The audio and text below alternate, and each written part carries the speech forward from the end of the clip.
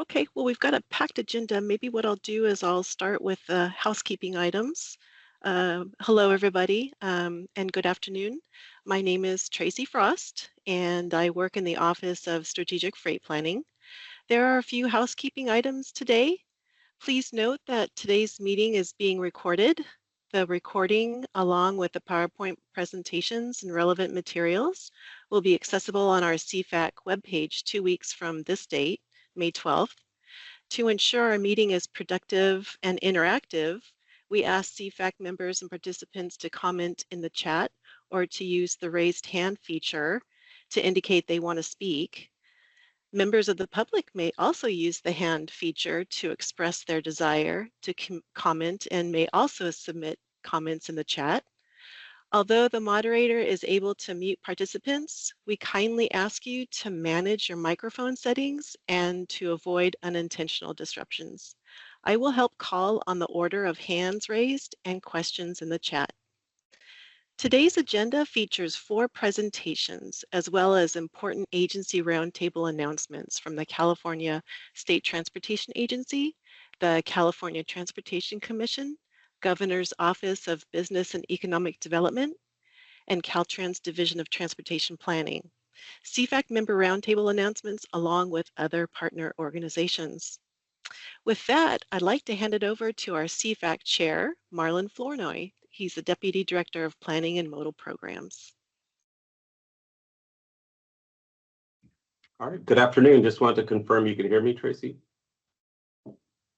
Yep, you can hear you. All right. Thanks. All right, thank you. Appreciate the introduction. Again, my name is Marlon Flournoy, and I'm Deputy Director over Planning Modal Programs here at Caltrans. And I am the California Freight Advisory Committee Chair. So I'm pleased to be with you today.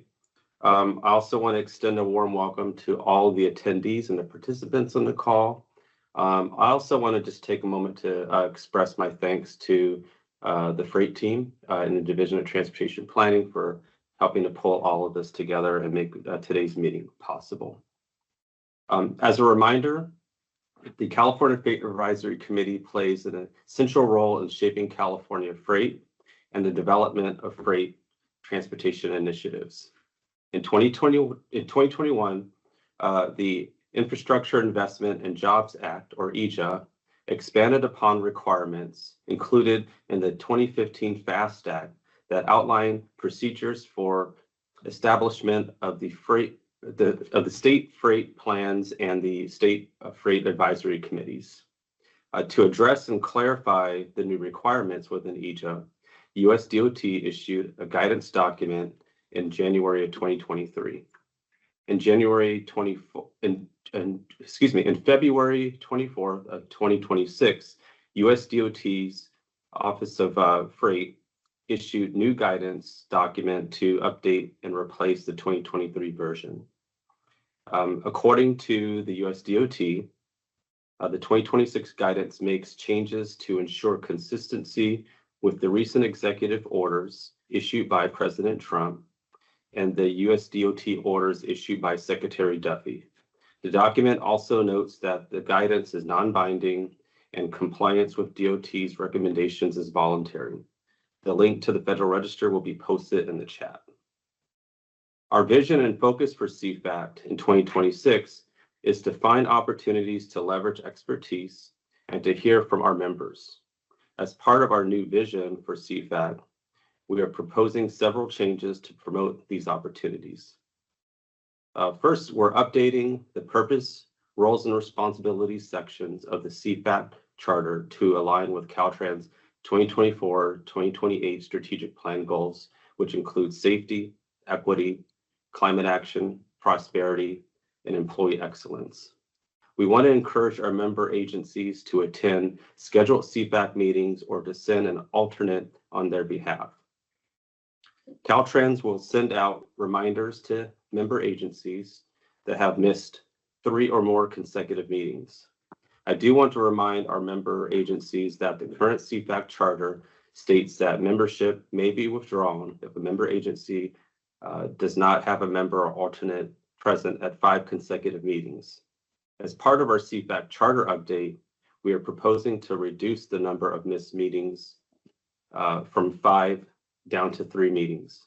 A copy of the draft CFAC charter will be sent out after today's meeting, and it will include track changes. Committee members will have the opportunity to comment on the proposed changes.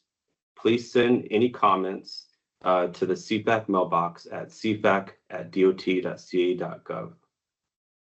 The adopted charter will be finalized at our fall CFAC meeting.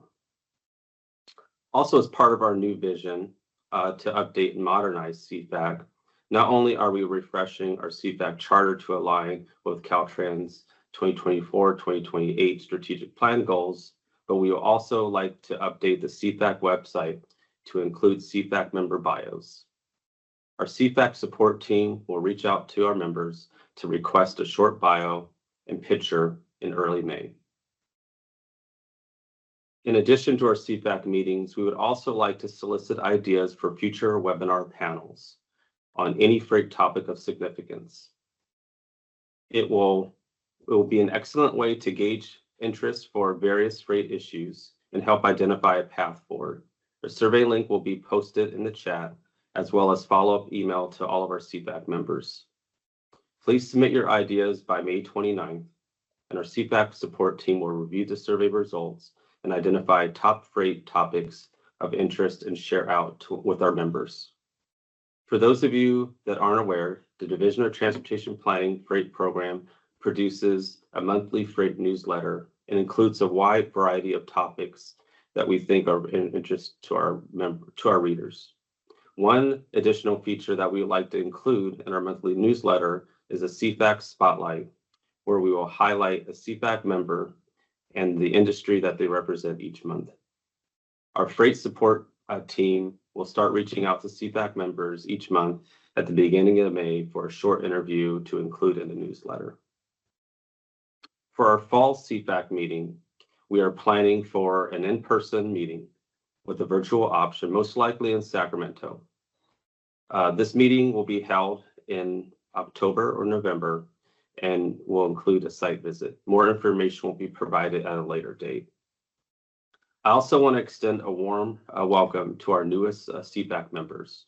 We have Charles Stewart from Southwest Concrete Pavement Association.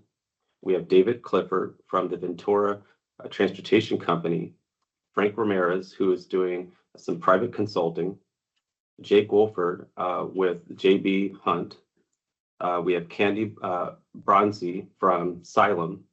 And then we also have David Hume from the Pacific Northwest National Laboratory. So with all of that said, I appreciate you guys bearing with me. But we are going to move on to our next agenda topic.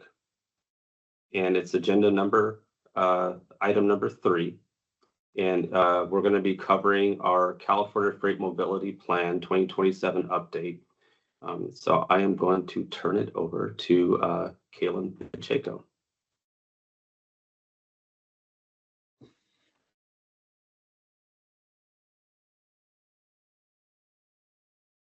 Good afternoon, everyone. Are you able to see my presentation? Not quite yet.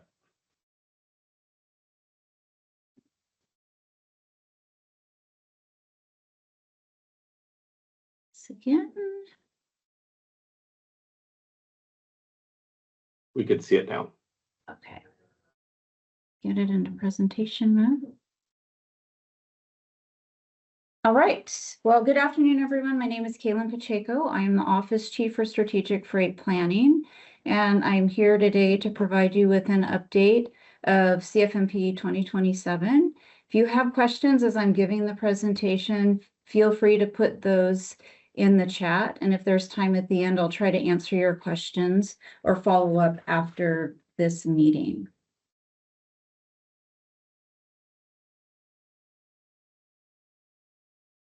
Just a second. There we go. Okay. I'll give a quick overview of what I'll be covering today. I'll review the CFMP 2027 vision statement and refined goals. I will then talk about the state freight plan required elements and the status of that work as it relates to the CFMP. I also we'll provide you with an outreach and engagement update and some of the preliminary results we've received from the freight industry survey. I'll also spend some time sharing some questions with you to request input from our CFAC members, and then I'll wrap up with next steps. So last June, we talked in depth about the CFMP vision statement and goals, and those were shared out with our CFAC members. I will provide a quick review of our vision statement and goals. So our vision statement is California strives to have the world's most innovative, economically competitive, multimodal freight system supporting healthy communities and a thriving environment. And the goals were refined a bit. We had 7 goals for the last plan. This time around, we have 5, and those goals are for multimodal mobility and to integrate all modes of freight transportation to enhance the efficiency, sustainability, and reliability of goods movement. And there's economic prosperity to enhance California's economic competitiveness through strategic freight investments, increased productivity, and workforce development.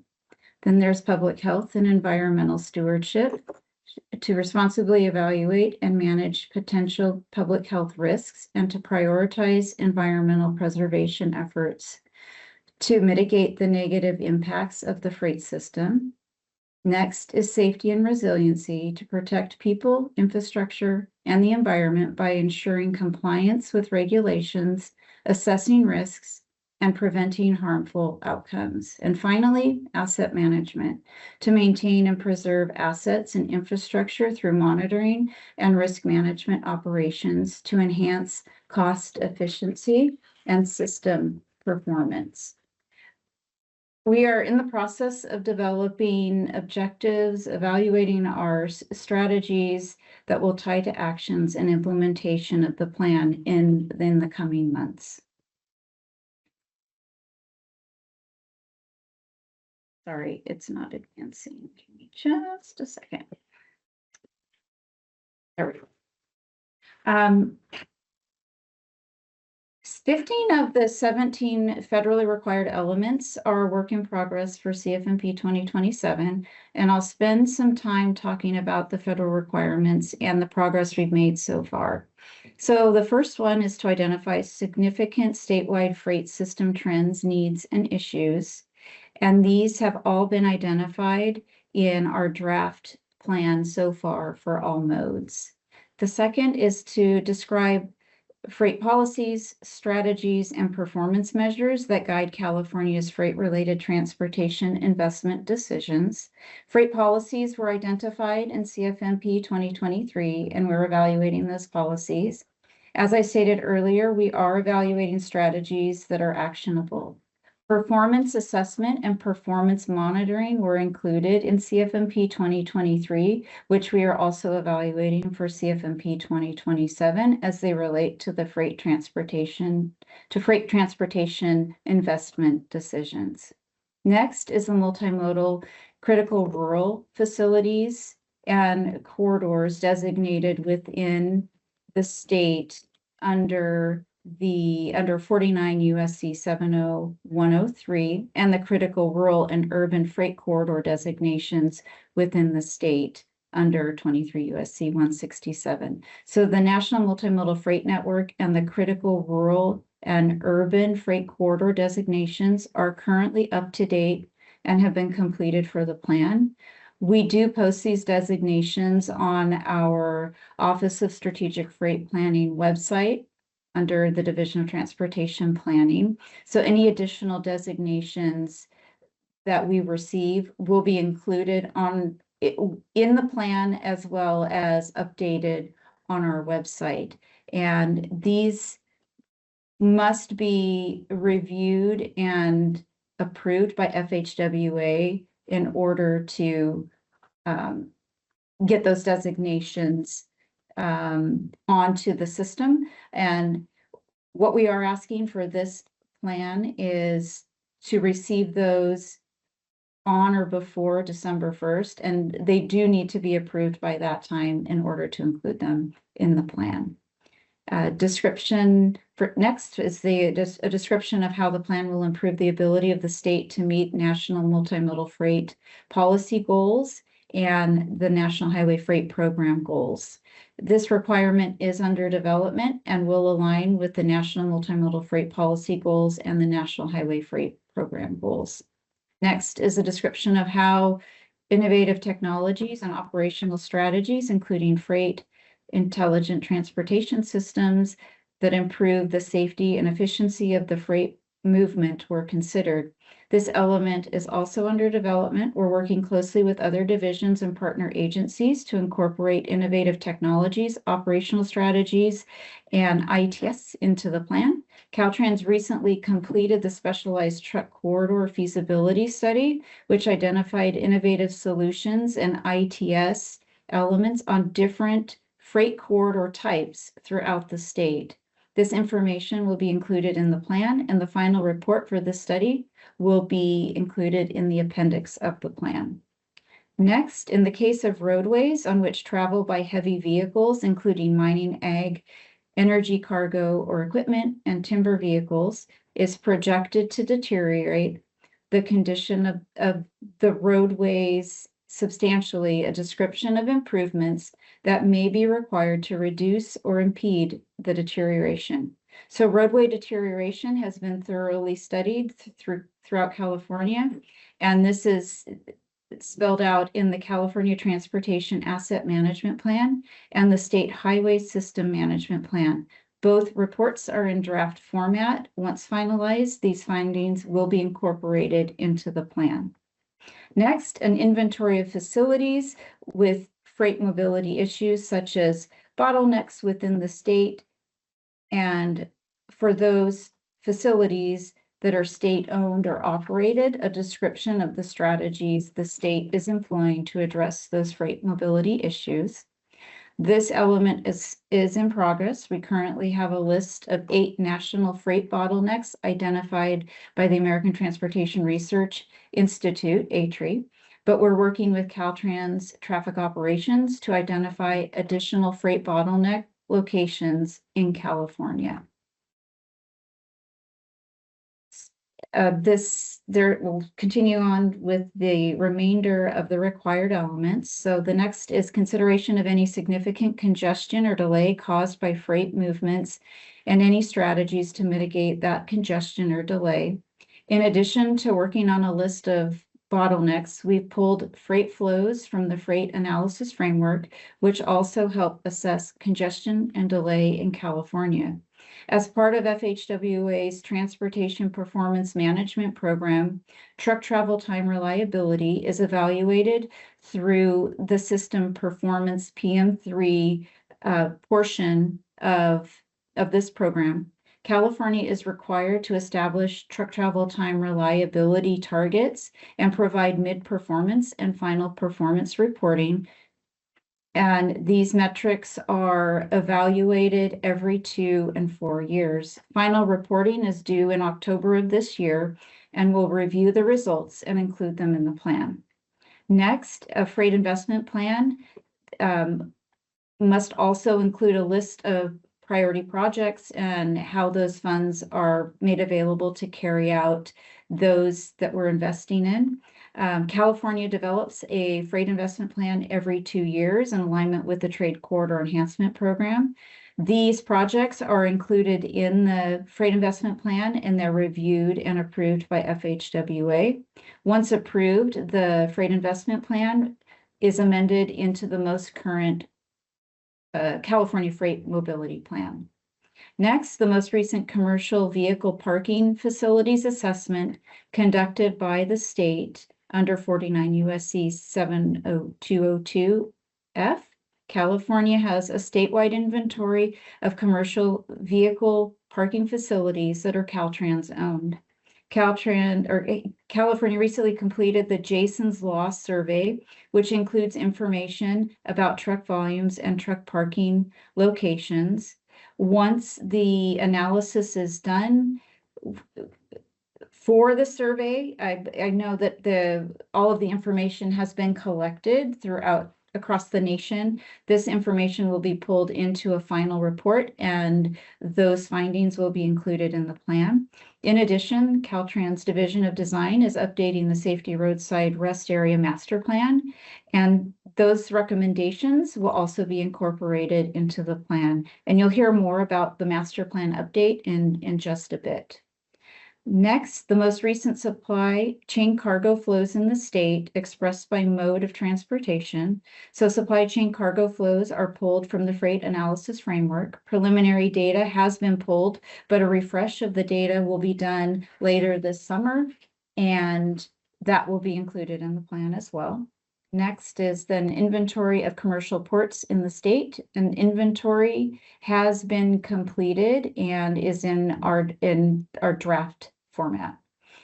Next, if applicable, considerations of the findings or recommendations made by any multi-state freight compact to which the state is a party under 49 USC 70204. So this element has not been started, but Caltrans is coordinating and collaborating with other state DOTs through task force and multi-state coordination meetings to talk about significant national and regional multi-state freight corridors. This information will also be incorporated into the plan. Next, the impacts of e-commerce on freight infrastructure in the state. We are working on targeted research for e-commerce, and that's underway, and the findings from these studies will also be incorporated into the plan. Next is consideration of freight, military freight. This element has not yet been started. And then we have strategies and goals to decrease the severity of impacts of extreme weather and natural disasters and freight mobility, the impacts of freight movement on local air pollution, impacts of freight movement on flooding and stormwater runoff, and the impacts of freight movement on wildlife habitat loss. CFMP 2023 identified strategies and goals to decrease climate impacts, which will be carried over to CFMP 2027. We currently have a research study through UC Davis looking at freight movements during weather-related or natural disaster disruptions, and these important findings will also be included in the plan. And finally, consultation with State Freight Advisory Committee, so that's why we're here today, and this is an ongoing effort. As I continue through the presentation, I'll be sharing a handful of questions that we'd like to get input on. These questions are included in the California Freight Mobility Plan CFAC survey, and you will receive a link to access it today. The survey will remain open until May 29th. I would encourage our CFAC members to take some time to thoughtfully consider each question and provide a response. And the first question is, where are the most significant freight mobility bottlenecks or infrastructure deficiencies in the state that impact your business or agency, and what strategies should be prioritized to address them? For the next question, what actions would most improve freight efficiency and reliability for your operations in California? We would like to have get your input on this. Truck travel time reliability is evaluated every 2 years under FHWA's Transportation Performance Management Program. This performance metric assesses freight reliability using a reliability index.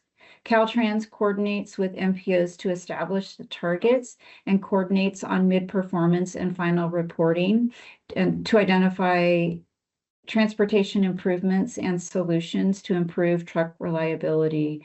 And we would love to hear back from you on any ideas that you have, maybe providing some insights and potential solutions that aims to improve truck travel time reliability in the future. And not only to include it in the final reporting, but also to incorporate that into our plan as well. Next, I'll cover outreach and engagement. Our efforts have been limited due to resourcing constraints, but we've collected quite a bit of data through our surveys. We have also focused efforts on social media outreach through Caltrans Facebook, X, Instagram, and LinkedIn. We've also participated in 15 virtual public events and committee meetings over the last 9 months. We will continue to provide the QR code or link to the Caltrans engagement portal through June 15th, but we will continue to participate in outreach events and committee meetings throughout the summer.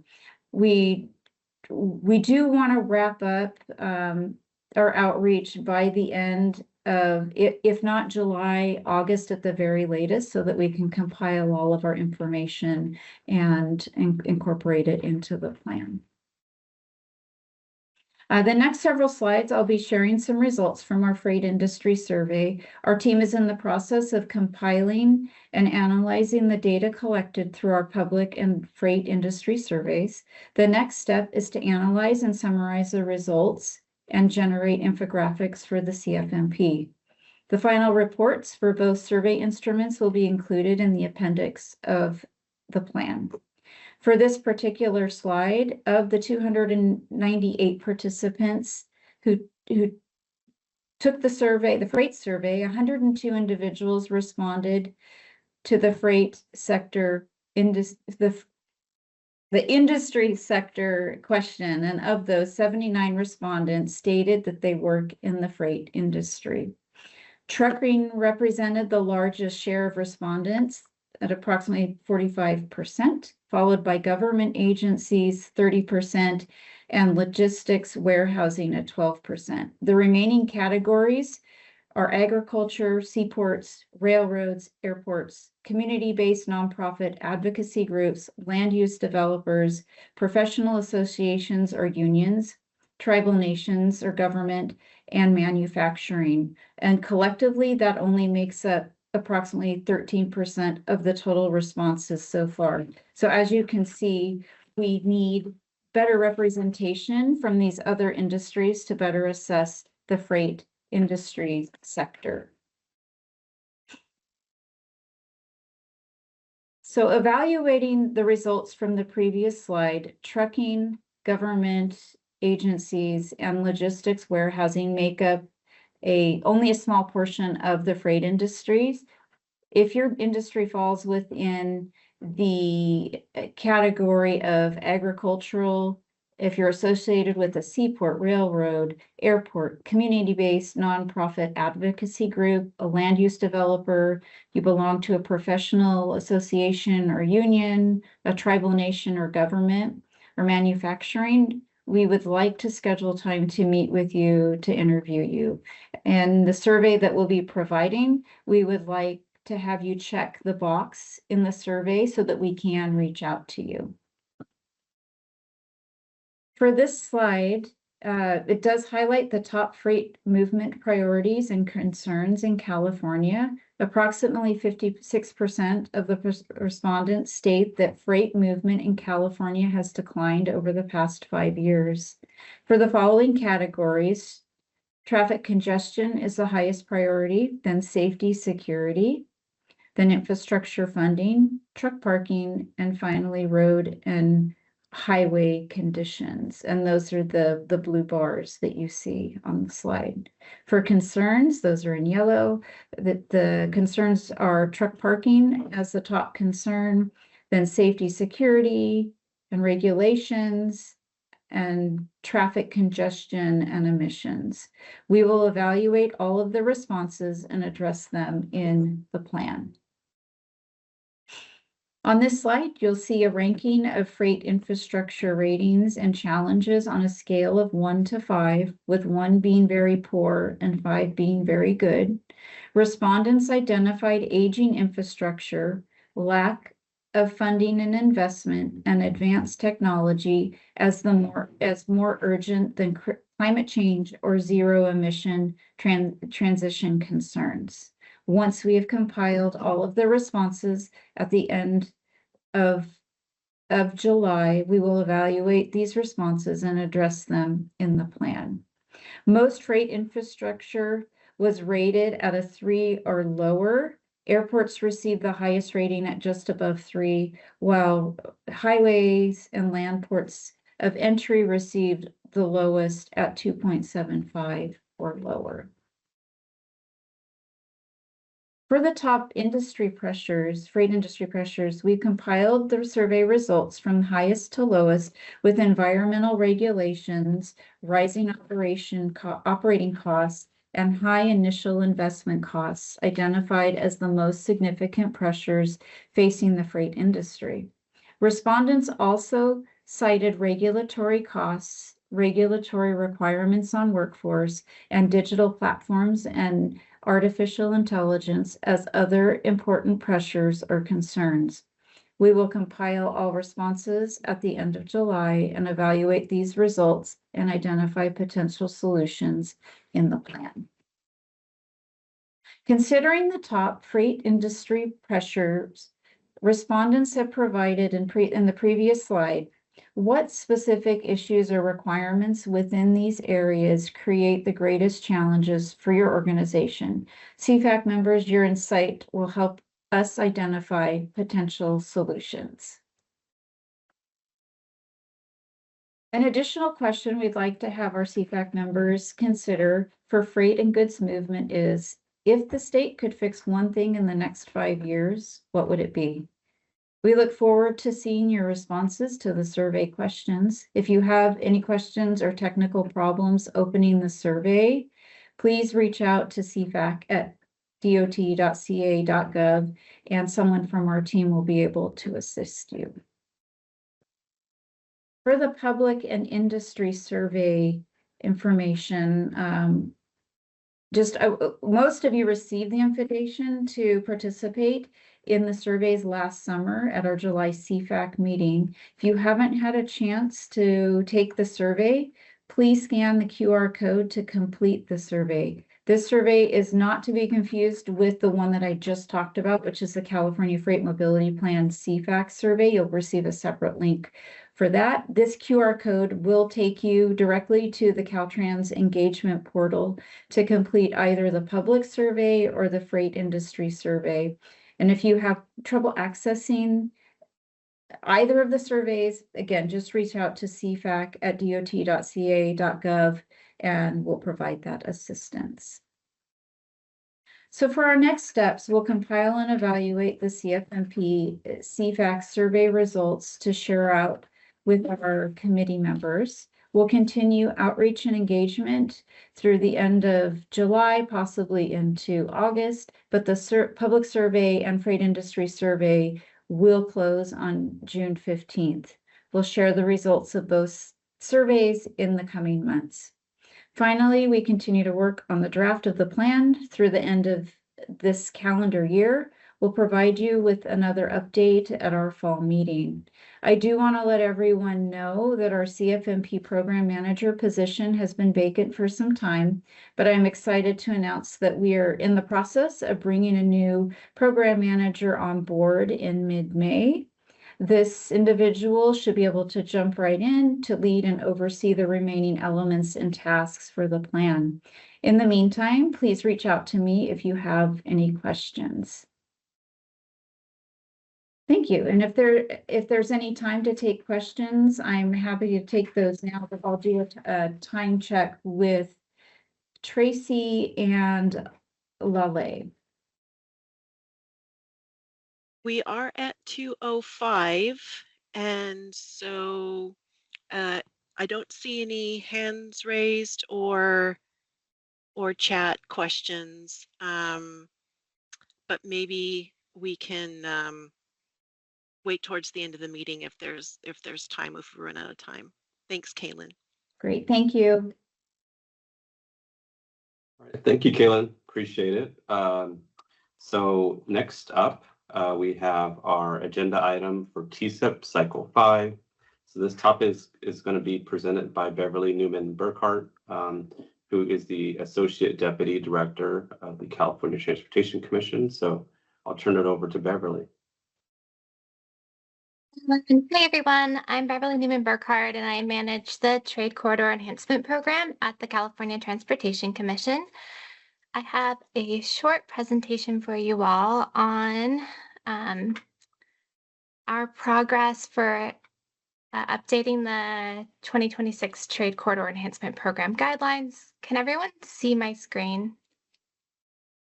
Yes. Thank you. Okay, perfect.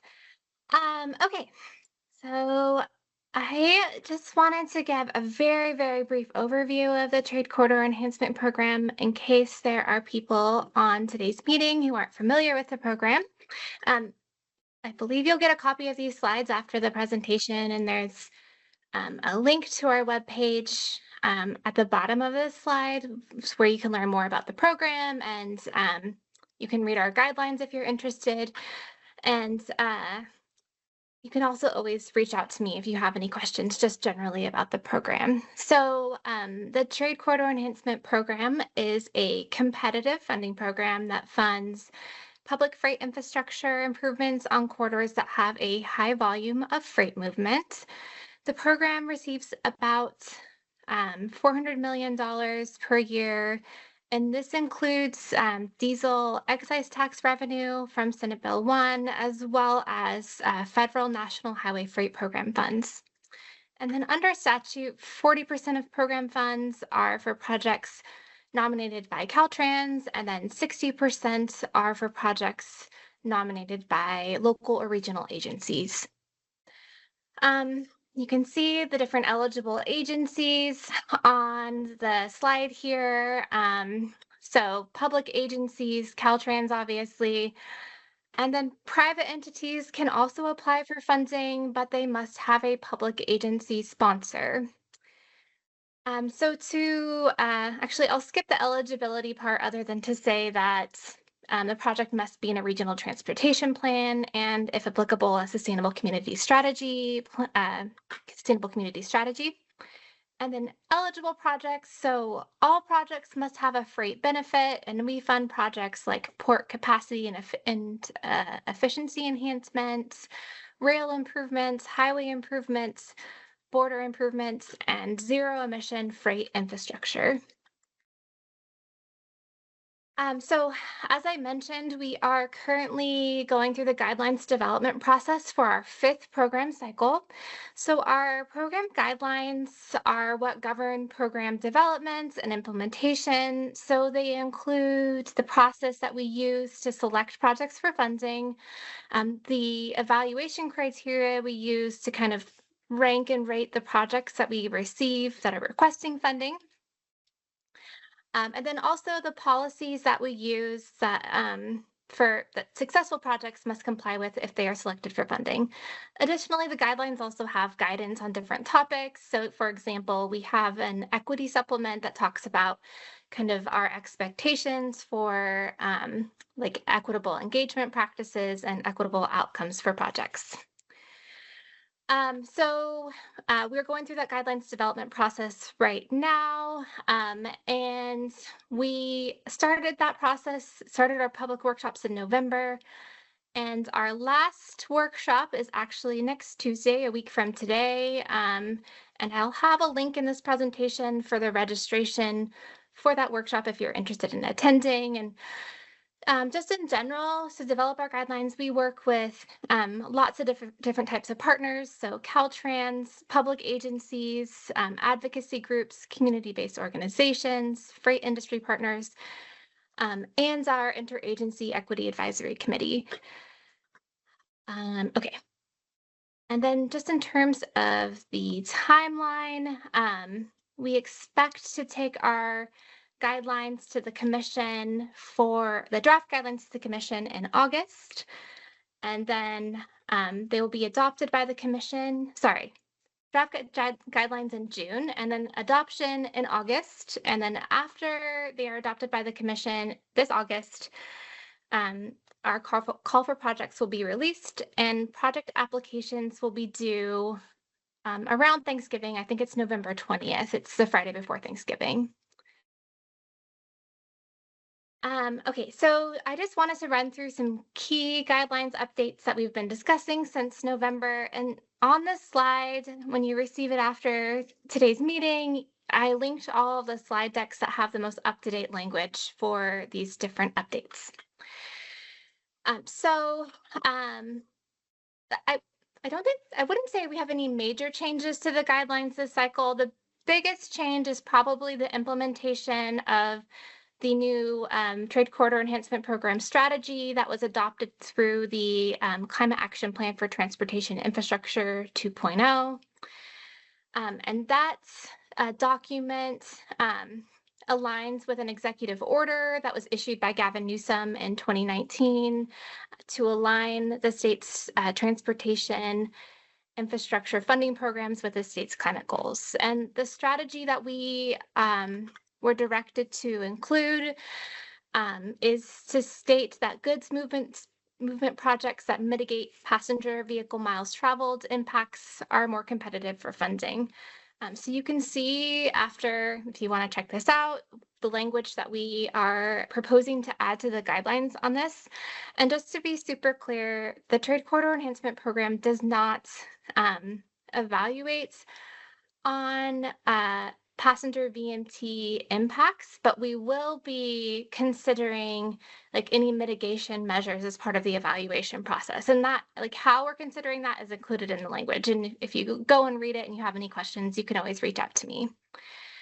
We also updated some language related to our advanced programming process, which I'm not sure how interested this group would be in that because it's more of a like technical administrative thing, but basically projects can request fundings in advance of a regular Trade Corridor Enhancement Program cycle if they're being used as a match for a federal grant. And the new language that we're proposing adds some restrictions on the federal obligation deadlines to ensure that projects that should be competing through the regular process are doing so. We also added or are adding some new ZEV sub-criteria to help ZEV applicants discuss the benefits of their projects and to also help us better assess the deliverability of the projects. And we're also adding a new appendix with ZEV resources. So that will include ZEV project examples to help applicants better understand potential project types, example ZEV metrics and narrative topics to help ZEV applicants address the freight system factor evaluation criteria, and then a list of ZEV resources to help public agencies and private partners navigate ZEV project planning, permitting, and implementation. We also are making some updates to our workforce development evaluation criteria. We had a dedicated workshop on this topic on March 26th and received a lot of feedback. And so next week at the TSEP workshop and at the other Senate Bill 1 program workshops, we'll be presenting our final language to our group of partners.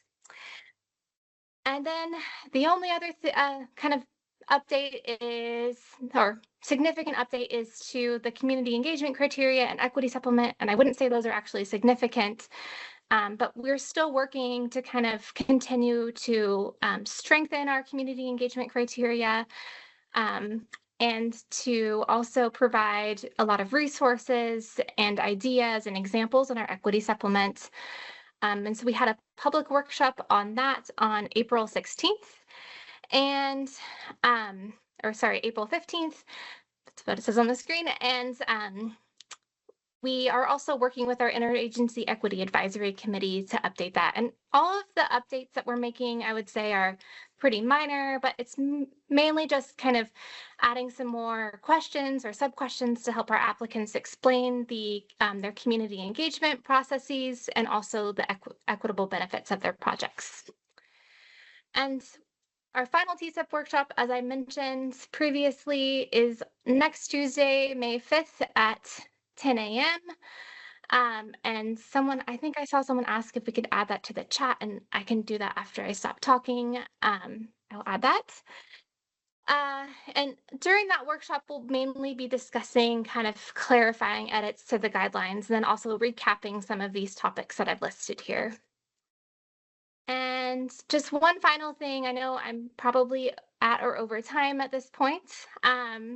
we are offering office hours to potential applicants. You can still sign up for these. So if you are thinking about applying to TSEP or you know someone who is for this 2026 cycle, these are kind of one-on-one meetings with commission staff to discuss your project and kind of think through how to frame it in different parts of the application or under different criteria, or ask any questions that you have about the program.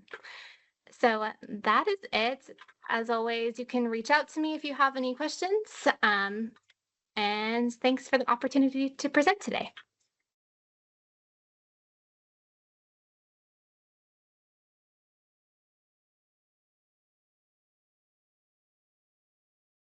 All right. Thank you, Beverly. I know we're 2 minutes over. I see a couple things in the chat as well, so it looks like we're going to include some of the links.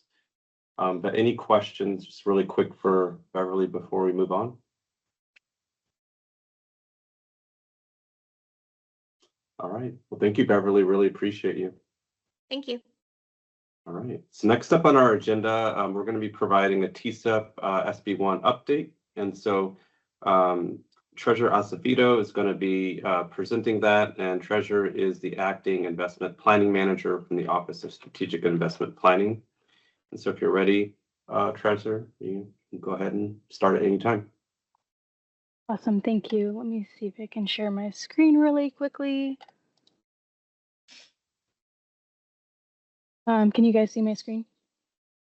Yes. Okay, fantastic. All right, hello everyone. My name is Treasurer Acevedo and I'm with the Office of Strategic Investment Planning. Again, I'm the Acting Investment Planning Manager, and I'm just going to go over a brief SB1 Cycle 5 update. This presentation should be fairly quick. And let me see if I can change my slide. Give me 1 second. There it goes. All right, so this is our SB1 Cycle 5 timeline. We've completed the intake process. Projects have gone through the program fit review and the CAPTI alignment scoring. Our team wrapped up the feedback loops at the end of March, and today we finished our first prioritization meeting, and our second meeting is tentatively scheduled for mid-July, and we hope to finalize the partnership nominations by the end of July or early August. Next slide. This is just a brief snapshot of the amount of nominations we received from last cycle and what we received for this cycle. So for SB1 Cycle 4, total projects was 54, CSIP was 18, TSIP was 29, and dual was 7. For SB1 Cycle 5, the total projects was 48. For CSIP, we received 18. For TSIP, we received 24. And for dual nominations, we received 6. And that is the end of my very quick presentation. Do you guys have any questions?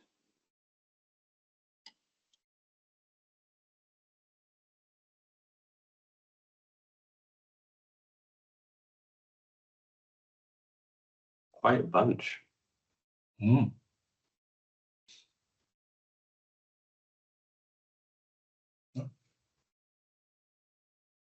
Okay.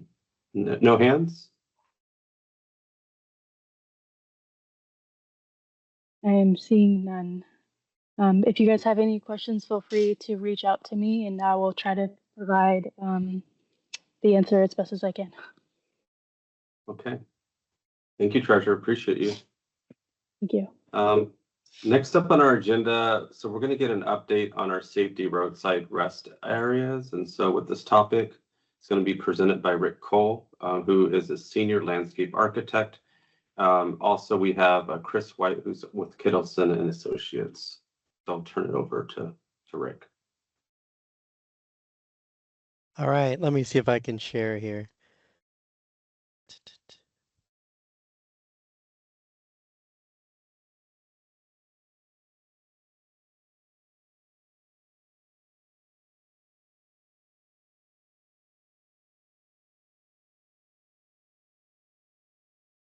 There we go. Is that, looks like we're sharing. Yep. Good afternoon. Rick Cole, I'm the Safety Roadside Rest Area Coordinator within the Division of Design in the Landscape Architecture Program.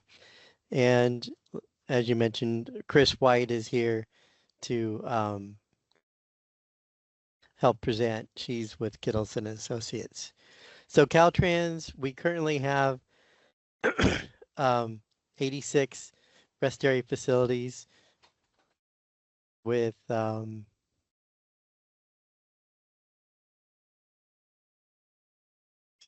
we go, 86 facilities with over 58 million annual visitors. And these facilities evolve over the years as the routes they serve. Most of the rest areas have undergone major rehabilitation starting in the early 2000s. And then we have 23 projects over the next 10 years, estimated cost of about $440 million. The so the master plan, what we're Rick, your slides are not changing for us. oh, thank you.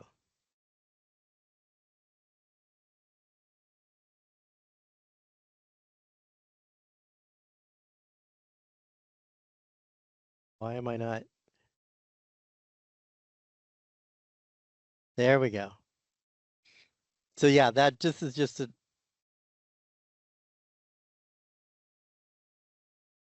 wow. So the master plan for all those our 86 facilities, we updated back in 2011, and then we have this current effort to update it again for we're 2026 or 2027. So we're basically we have a plan that we base all our projects on, and it we have an 18-month timeline that we're about halfway through, and we expect to be completed in December of this year. And I'm going to hand it off to Chris. And do you want me to run the balance of the slides, or do you have that Nope, ability? you get to be my channel changer, Rick. Okay. Well, here, I'll hand it off to Chris. Thanks. Okay, go ahead and move to that next slide. So first, I got to give a shout out to the team at Caltrans that we've been working with, and that is the folks that Rick works with, but just everybody I've talked to and has been willing to get on a phone call and talk about how you do things and why you do things and what should change and what could we do differently and better.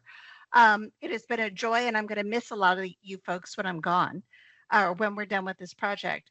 But give you a big picture view, this is a split in half map that shows the dots of all of the rest areas, welcome centers, vista points, truck stops, and other things that are within the state of California. We are only focused on those blue squares, the SRRAs, the 86 throughout the state. And as we are looking at our plan, it's really thinking about how do we make better, more informed decisions? How do we use data differently? What can look at things in the future, not as an individual rest area, but as an entire system?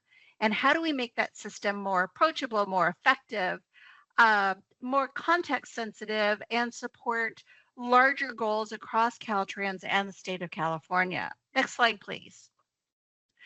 Britt gave you a little bit of the timeline, and this is where we are right now. The first part of it has been doing a lot of background research. What do other states do? What are other countries doing?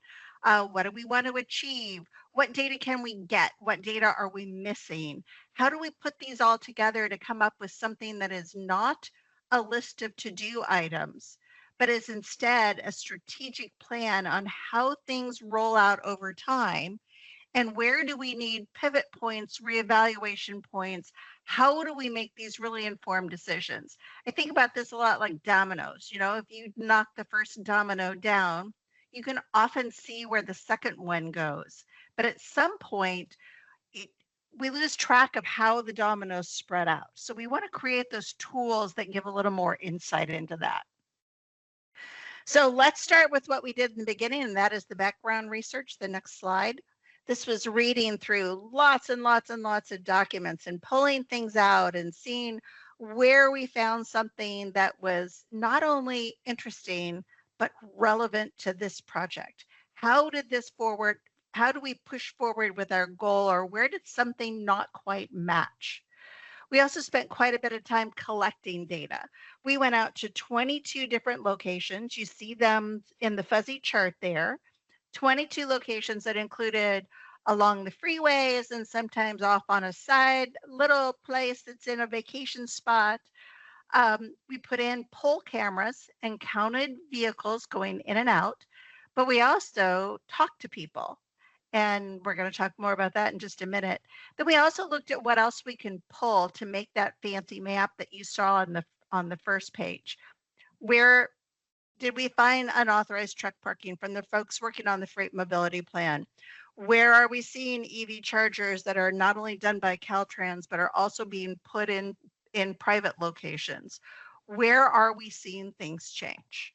So then we did those surveys, and that's going to be, I think, the next slide.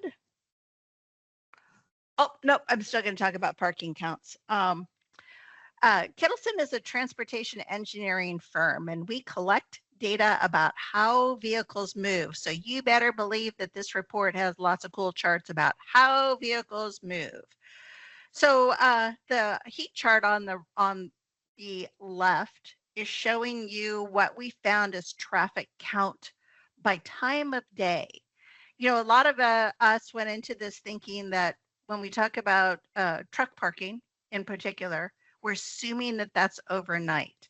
And we did find that in a few places. There were some trucks parked overnight, but for the most part, we saw that the peak use of all SRRAs is in the middle of the day. And when we counted these vehicles, with our pole cams, we looked at when it went in and then when it went out.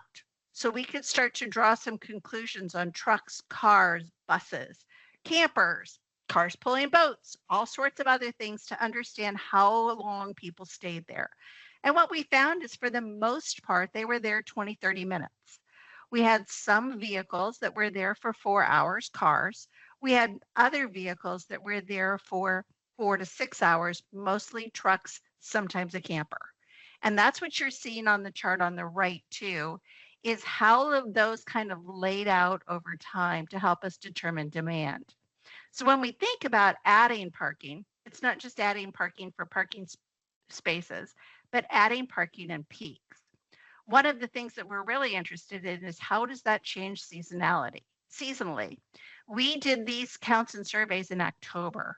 And I have to say in my other jobs, I work a lot with agricultural trucking. And if we had done this in the spring during spring harvest, I don't know if these numbers would be different. If we did these in some of the places like Dunn or Summit in the winter when it was snowy, how would our numbers have looked different? So we really do want to dig in a little bit more and understand if this is an everyday thing, is it a Monday through Friday thing, is it a seasonal thing, and understand how we might deploy more parking to meet those seasonal peaks. All right, now let's go on, Rick, and we'll talk about the truck parking propensity. Like many of you, this is something I've been interested in for a long time. So what we are showing now is some of the numbers that came from the truck parking study of where we're seeing average truck parked unauthorized and how those compare to our blue dots, our blue squares, which are our SRRAs, and understand what is the opportunity for an SRRA to provide more truck parking, whether that is permanent, whether that is seasonal, whether that is emergency, whether that is temporary because something else is going on. And we are still analyzing that data and working that through to figure out where we can meet that need, where we, Caltrans SRRAs, can meet that need, or where we might work with other properties and other businesses to meet the need. And if the role of Caltrans is to communicate to the folks that are parking where those places are. Okay, so now we can talk about surveys. Again, 22 places in October, had great weather in most of them.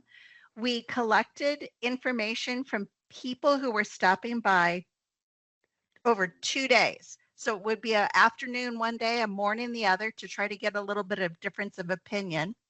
We did not do a standard clipboard or an iPad survey. Instead, we asked people to play a game. And that's what you're seeing there in those buckets. Each person got 3 tokens to choose the things that valued most to them at an SRA. So we got a lot of great information. And it was also a big conversation starter where people chatted with us and talked about what their trip purpose was, why they stopped here instead of the pilot truck stop. Do they stop often? What could be improved at this site? Other comments. And then we also just kind of looked around the place. We did our own condition assessment to see how people were using it, what could be improved. Almost everything was in great shape. And we got some wonderful comments from the people who were stopping there. So next slide, please, Rick.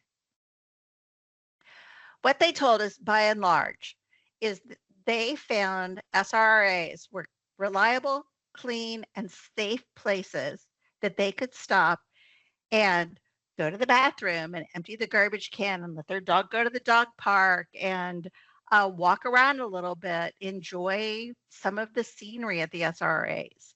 You're seeing some pictures here of some of the unique things that we saw.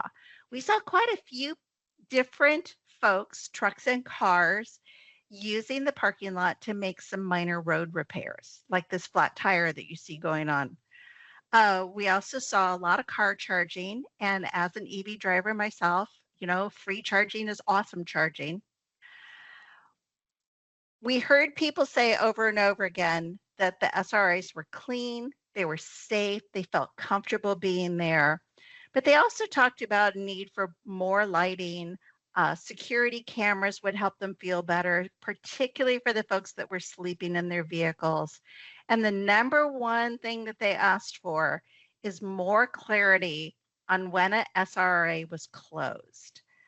For the most part, you get like a 2-mile heads up that the rest area is closed for construction or repair, and no heads up that when you got there that the men's room was closed for cleaning. So that was our one thing that folks asked for, a little more heads up on the availability of services. So now let's move on and talk about how we're using this information and data that we collected. So as we have worked through this, again, shout out to all of the people who have answered my many, many questions about how things work. We've really looked at this report as better decision-making tools. How do we decide what to improve in the future? Where does it go? How do we fund it? How do we justify that with other needs? And we've divided it into some big picture focus areas. The first is really looking at code, standard systems, processes that control how things are done, and what needs to be modified, revised, changed to give the structure to be able to do some things in the future. We've also looked at expanding the definition of safety. I think that we can all agree that SRAs are crucial for reducing fatigue-related crashes. We're also thinking about other things, like that truck driver you saw fixing his tire, or the ability for SRAs to participate in real-time alerts, amber alerts, silver alerts, other things that we can do to broaden that definition and play a bigger role. We look at ways that we connect people, and that is some technology changes, like connecting SRAs to Google Maps. We're looking at some video cameras, ways that we can do real-time video surveillance, but we're also looking at how we continue to build upon connecting SRAs to history, culture, and nature. For many of the drivers that we talked to while we were at these sites, it was almost like going to a park for them. The ability to interact with California's natural environment, to get out of the vehicle, have a picnic, take a walk, let their dogs play. And we've just seen a lot of opportunity to even increase that, particularly for people who don't really have a chance to take vacations. Where biggest piece of our plan is looking at how we can use big data, AI, tools, drones, other things to enable decision making, be able to comb through data, find commonalities. Are we seeing a plumbing system fail because of number of flushes, the types of water, hard water, water, is it weather related, and to be able to better predict those. The next part is looking at how we expand our services. This is where more truck parking comes in, or services like EV charging or energy storage, or something that we might do with autonomous vehicles. Or in a few places, how do we support people who are biking into rest areas? Because that's happening. We also are seeing people get off the Pacific Coast Trail and head into the rest area to use the facility. So how do we support that?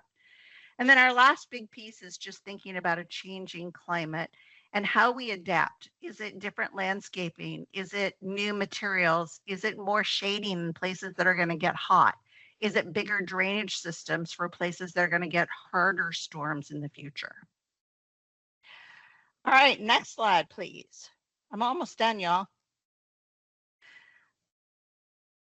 So here is where we are right now. I'm actually just before this meeting sitting here writing some of these reports and talking about exactly these things that I'm telling you.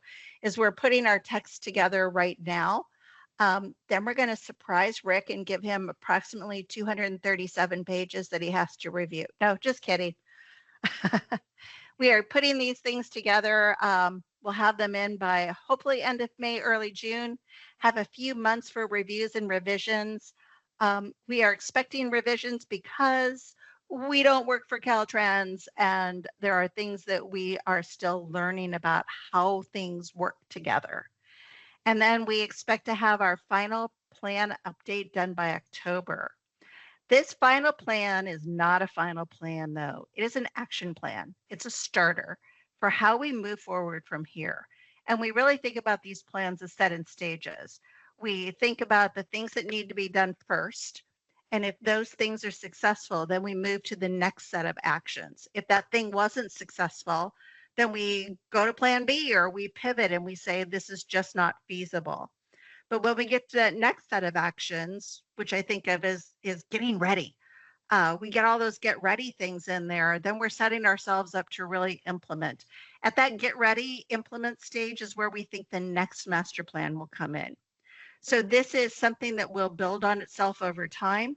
It will be able to respond to funky things like, oh, I don't know, a pandemic that shuts down everything for a while, or increase the amount of people using SRRs because they were traveling like crazy. It can respond to the fact that we will maybe in 10 years have autonomous vehicles that don't need to stop at the bathroom. We may see our first drones that do need to stop at a SRRA. So we give ourselves some waypoints in there to measure and then move forward next. So that is it for everything that I needed to say. I got us done on time. I am going to drop my email in the chat.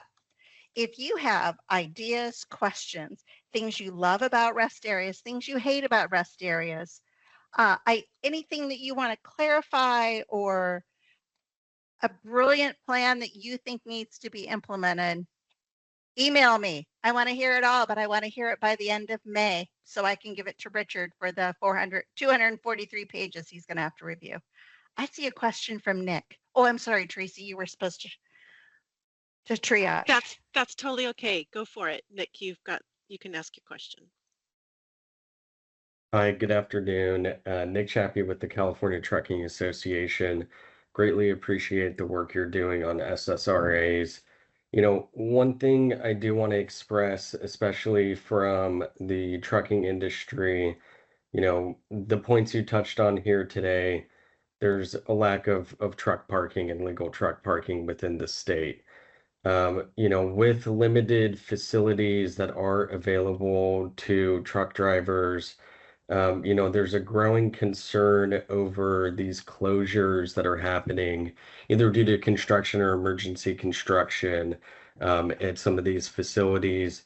You know, something I want to point to today If you're a truck driver going south on I-5 from Sacramento, each one of those 3 truck stops are currently closed, which poses a risk to the safety of those truck drivers trying to, one, find legal truck parking, and two, trying not to get into an area where, it causes concern for the community. Something that I would definitely like to echo, if it's a possibility, and we can chat offline, Chris, is coordination between the several regional agencies when it comes to um, uh, coordinating these construction projects at these facilities, because between Stockton all the way to Buttonwillow, about a 260-mile stretch, there currently isn't an SRRA that's available for a truck driver to stop at. That is a huge risk for truck drivers, safety wise, also health wise. Being able to find legal truck parking within some of these communities is going to be obviously an issue. So just want to raise that concern today with you all. But thank you again for the presentation. I really appreciate that, Nick, and I would love the opportunity to follow up with you later on that. Sometimes like those SRIs that are closed right now had emergency water problems, and they can't be open without water. But I'm really interested in how do we make people aware of those, particularly truck drivers, and how do we better plan around that, and how do we communicate what is available? So I'd love to hear your ideas on that. So you got my email address, follow up, please. Thank you, Chris. Right, and thanks, Nick. I'll put my email in there as well. That is something that we do look at, but we have other inputs that have always mess up our construction schedules, and then we end up with unfortunate multiple closures on the same route.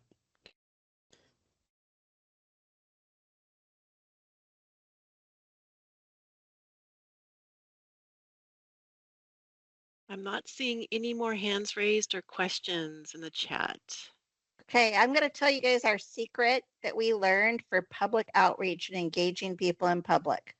So now you're going to hear one of our huge insider secrets. Dog cookies worked better than candy for getting people to talk to us. There you go. Tip of the day. Well, thank you so much, Chris and Rick. And yeah, I definitely, Nick, I definitely appreciate your perspective on truck parking. I've been attending a couple of conferences over the past, year or so, and from a freight perspective, what comes up a lot, especially with other state DOTs, is truck parking is a safety issue, and I'm glad that we're recognizing that as part of this effort.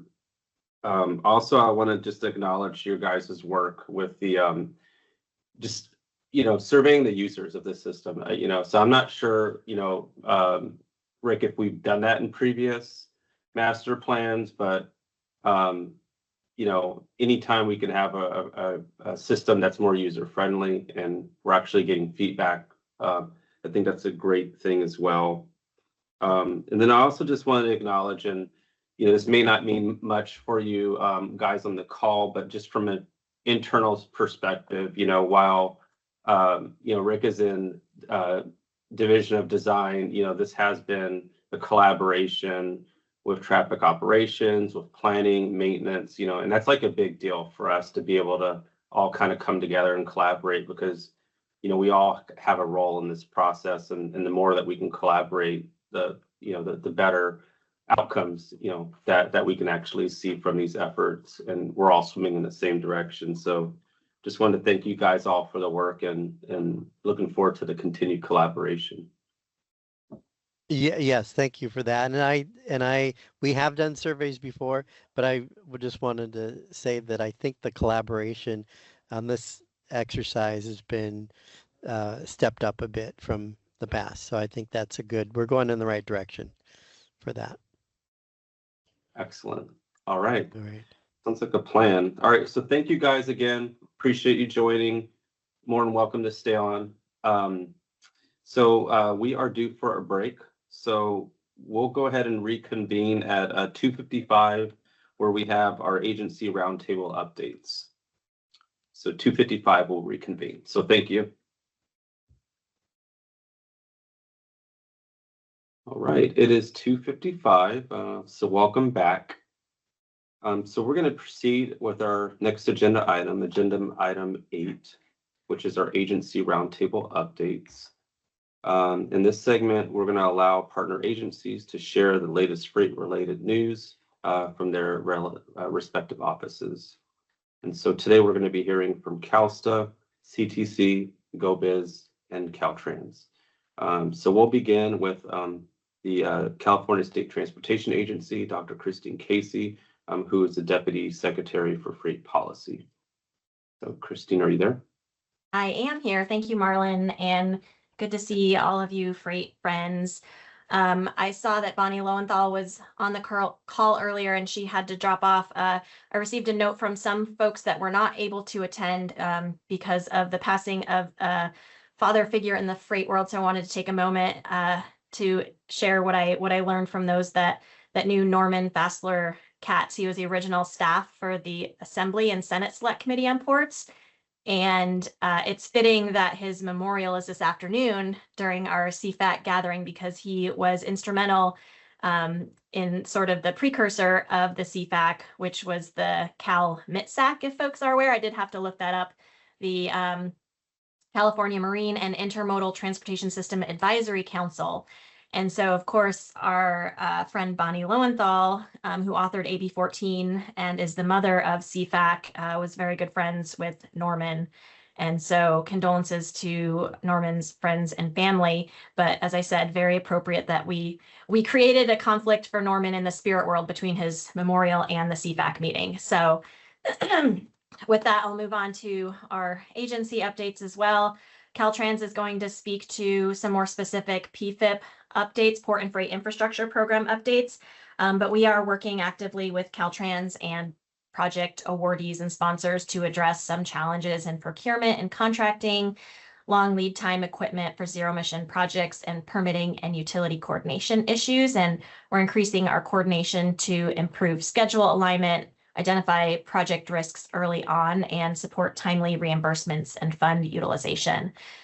CalSTA also participates in the California Maritime Security Council, and so implementation of the 2026 Maritime Security Strategy is occurring, including enhanced maritime domain awareness, improved interagency coordination, and cargo theft mitigation efforts.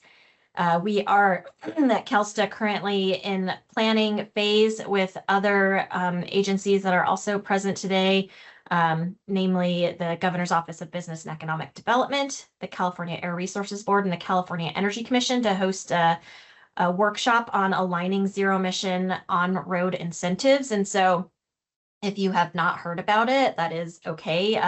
It is for funders, and so some of your entities may be involved in this. It spans state funding partners, local and regional, so air districts and utilities, to try to understand where some of our barriers are in aligning zero emission incentives for vehicles and infrastructure, particularly in the freight space. And so we're working on how do we align that infrastructure deployment, how do we coordinate funding strategies across these different agencies, and how to address implementation gaps in the small working group. So any outcomes that come from that, we can share for next steps. Always lots more going on, but in the interest of time, I will stop there and happy to answer any questions. And if folks want to put them in the chat, happy to connect as well. Thank you. Appreciate it, Christine. Thank you. Any questions for Christine?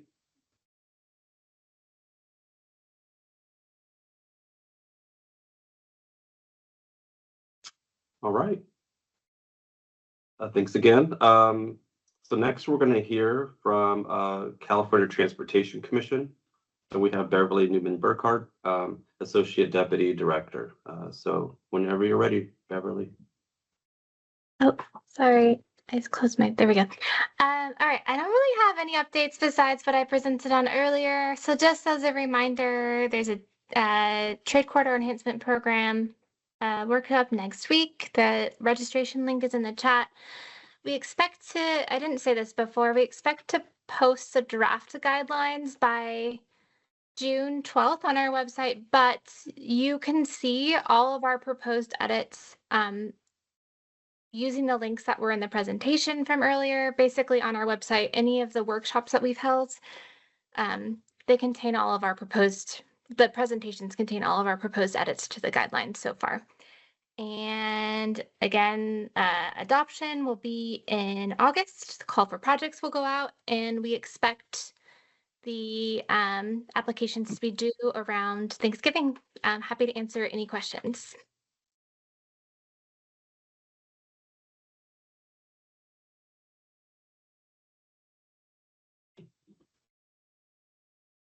All right.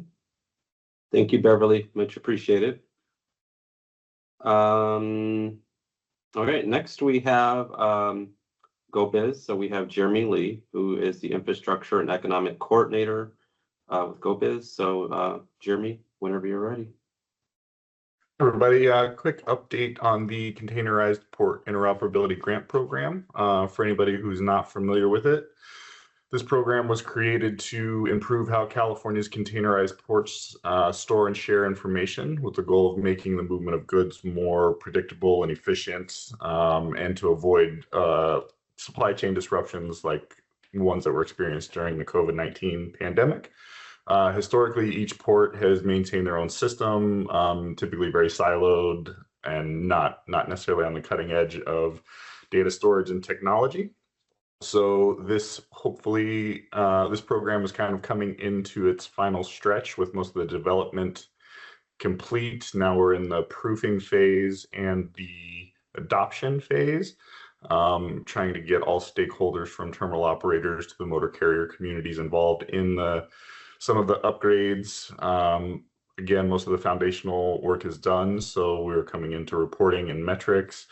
We're also able to look ahead into more sustainable operations, and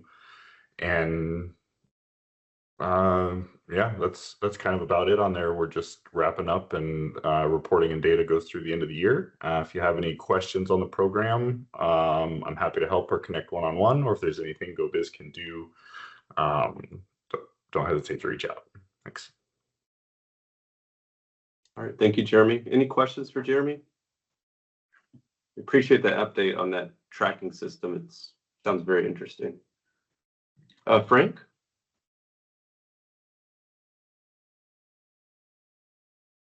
Frank, do you have a question? I think you can unmute if you're not already. Can you hear me? Yep, we can hear you. Can you hear me? Yes. Yes? Yep, we can hear you. Okay, thank you. Yeah, go ahead, Frank. Jeremy, just quick question on the metrics. Are you tracking metrics such as, the like on-time delivery rates, transit times, dwell times, those types of things? Yeah, so there are 10 distinctly different projects throughout the program. Some of the projects are specifically designed to capture all of the port data, turn times for motor carriers, appointment tracking, dwell times. So yep, there's a whole plethora of metrics and information. Super, thank you. Mm-hmm.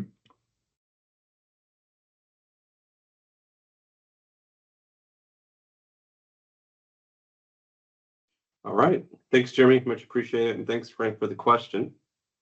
So next we have Yatman Kwan, who is our Deputy Division Chief in Caltrans Transportation Planning. And so he's going to give the update for Caltrans. So go ahead. All right. Thank you, Marlon. So we have a few items from the planning side.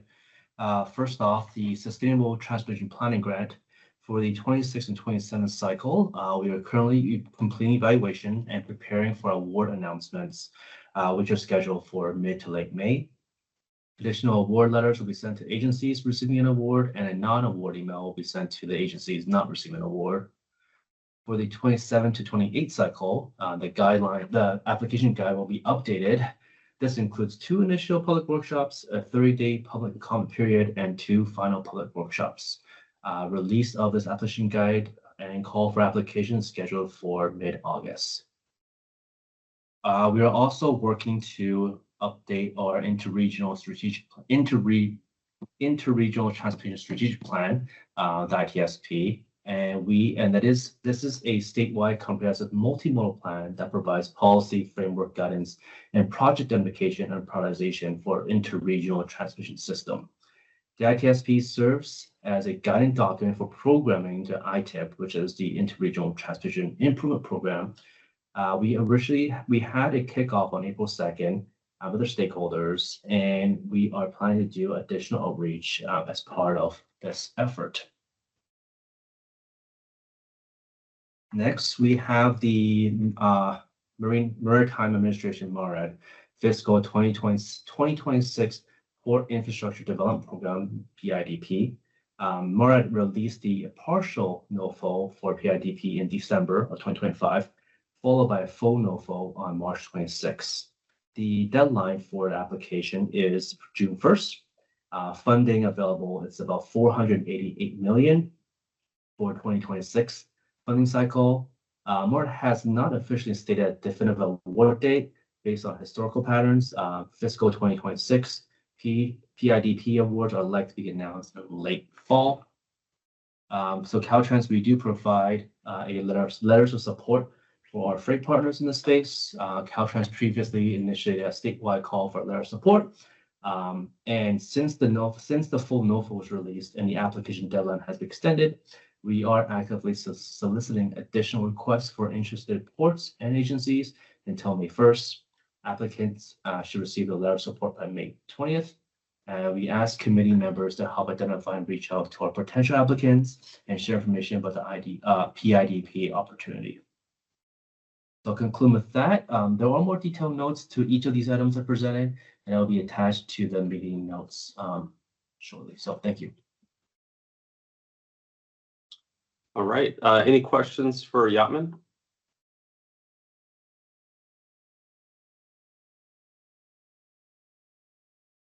All right, Yatman, appreciate the update. Okay, so we have our agenda item 9, which is our CFAC member roundtable.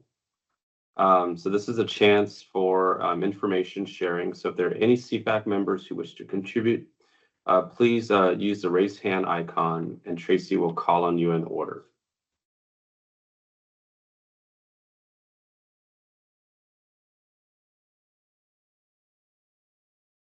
All right, Rob? Oh, sorry, Tracy, this is your, sorry, this is your thing.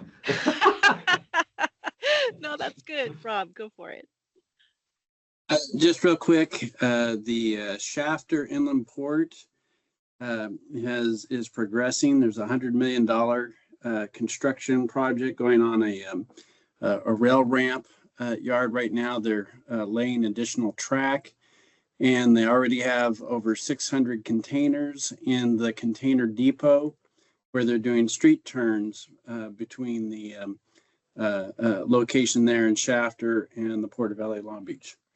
So just want to let you know, some of you went to the freight training that we had at Shafter about 1.5 years ago, and that place is filling up fast. That's it.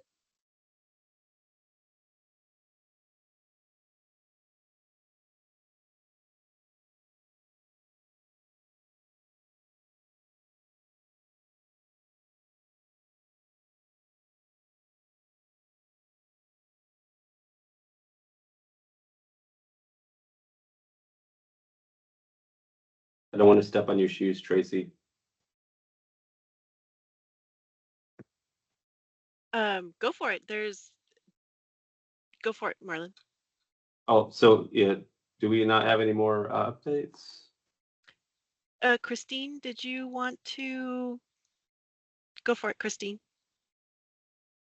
Yeah, I meant to include this in my update and I forgot. And then I thought, you know what, maybe the ports want to share it themselves so I don't steal their thunder. But Yatman mentioned the PIDP and they finally announced the awards from last cycle. And so Port of Richmond received an award for $11 million for dock restoration for improved vehicle entry, and Port of Hueneme received an $11 million award for wharf improvements at multiple wharfs. And so I think this is somewhat helpful, hopefully, for those that were awarded and for those that maybe were not awarded to tailor their next round of applications for something that will hopefully be competitive with this administration. So congrats to those two ports, and I hope we can get a lot more with the next round. And we did have the one of the new principal deputy secretary for freight at the federal level out to visit the ports recently, spent multiple days, and so I think was really starting to understand the significance of California in the national global goods movement system, and not just seeing California as, you know, a state that's too out there with their environmental goals, but that we're really an important part of moving things in California and in the US.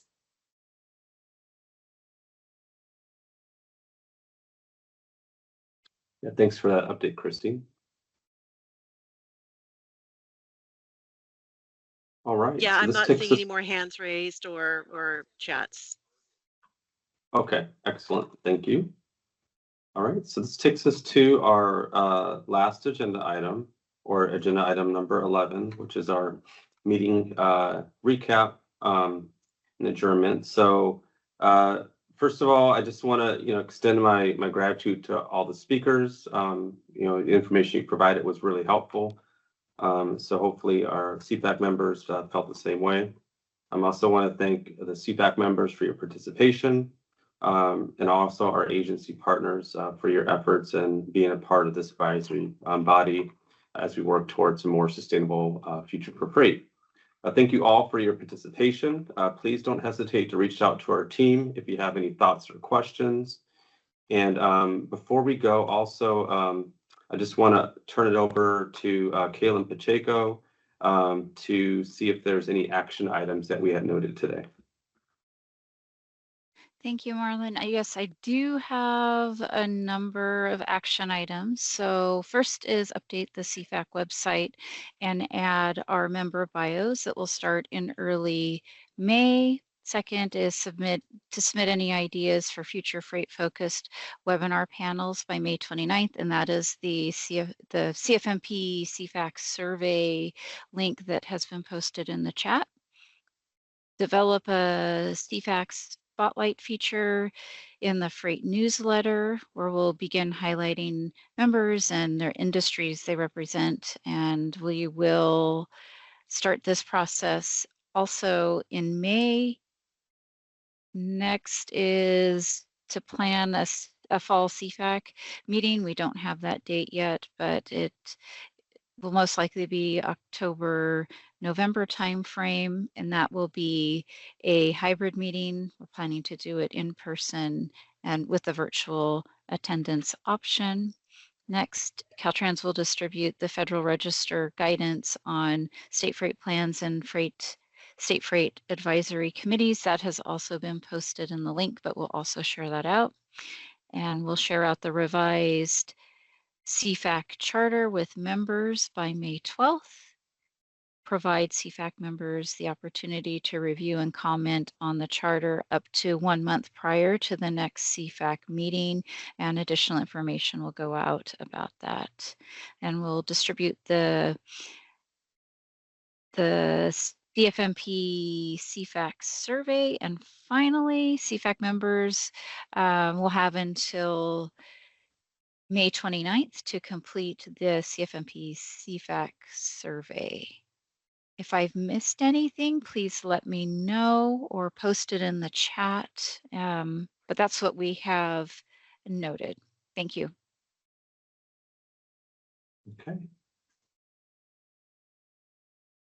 All right. With that said, that concludes our meeting, and I hope you guys have a wonderful day, and I'm looking forward to hopefully seeing many of you in person at our next CFAC meeting. Thank you. Thank you. Bye. Thank you. Thanks.